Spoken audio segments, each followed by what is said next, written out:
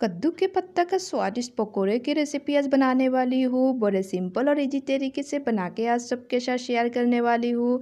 तो hello everyone, मेरी जी recipes में सबको स्वागत कर रही हूँ। आज का स्पेशल और टेस्टी वाला रेसिपी पसंद आए तो वीडियो को लाइक शेयर जरूर कर दीजिएगा और मेरी जी रेसिपीज में नए हैं तो चैनल को सब्सक्राइब करना मत भूलिएगा।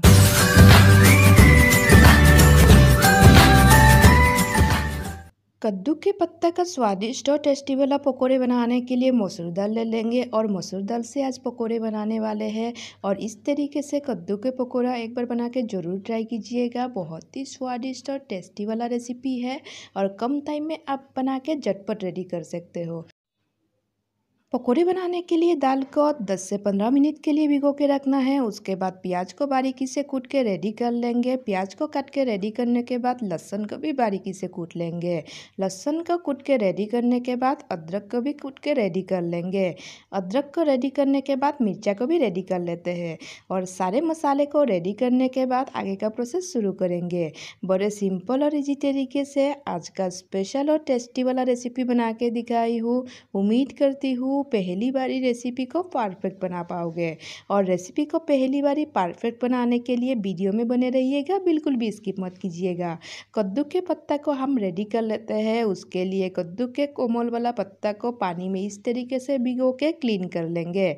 और कद्दू के पत्ता के पकौड़ा बहुत ही स्वादिष्ट और टेस्टी वाला रेसिपी है। घर में मेहमान आ जाए तो झटपट बना के आप एक बार ज़रूर ट्राई कर सकते हो। मेरी जी रेसिपी चैनल पे जितना भी ट्रेडिशनल रेसिपी अपलोड करती हूँ आप लोग बहुत पसंद किए हैं। उम्मीद करती हूँ आज का सिंपल जी टेस्टी वाला ट्रेडिशनल रेसिपी आप लोग पसंद करेंगे और घर में एक बार बना के ज़रूर ट्राई करेंगे। दाल हमारा बिल्कुल रेडी हो गया है। अभी मिक्सर जार में ऐड करके अच्छी तरीके से पेस्ट रेडी कर लेंगे। और मसूर दाल के साथ कद्दू के पत्ता का पकोड़ा का रेसिपी एक बार ज़रूर ट्राई कीजिएगा। बहुत ही स्वादिष्ट और टेस्टी वाला रेसिपी है। मसूर दाल का पेस्ट रेडी करने के बाद बाउल में ऐड कर देते हैं पिसे हुए दाल को। दाल ऐड करने के बाद कटे हुए सारे मसाला भी ऐड करते जाएंगे।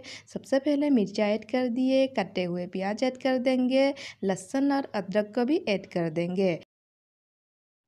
पकोड़े के बैटर रेडी करने के टाइम पे थोड़ा सा हल्दी पाउडर ऐड कर देते हैं और थोड़ा सा जीरा पाउडर ऐड कर देंगे और स्वाद अनुसार नमक ऐड कर देते हैं और काले जीरा ऐड कर देते हैं पकोड़े का स्वाद और भी बढ़ाने के लिए।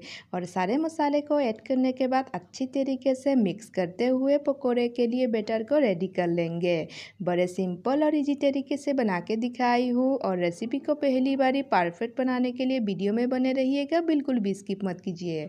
और पकोड़े के बैटर को रेडी करने के बाद हम आगे का प्रोसेस शुरू करते हैं।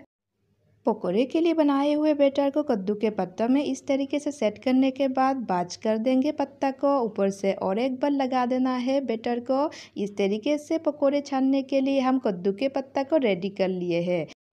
कद्दू के पत्ते के पकोड़े बनाना बहुत ही इजी है। पत्ते के ऊपर दाल का बैटर इस तरीके से लगाते हुए सेट कर देना है। उसके बाद बाज करके फिर से ऊपर से दाल का बैटर को सेट कर देना है।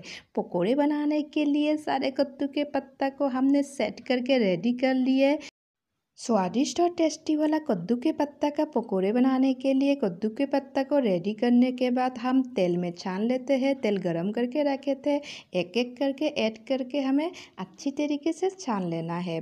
घर में अचानक से मेहमान आ जाए तो आज का रेसिपी एक बार ज़रूर ट्राई कर सकते हो। या फिर इवनिंग टाइम पे चाय के साथ आपको चटपटा खाने का मन हो तो आज का पकोड़े की रेसिपी एक बार ज़रूर ट्राई कीजिएगा। कद्दू के पत्ता के पकोड़े को बनाने के टाइम पे गैस का फ्लेम हमें मीडियम रखना है। एक साइड को अच्छी तरीके से फ्राई करने के बाद दूसरा साइड को भी हमें फ्राई कर लेना है।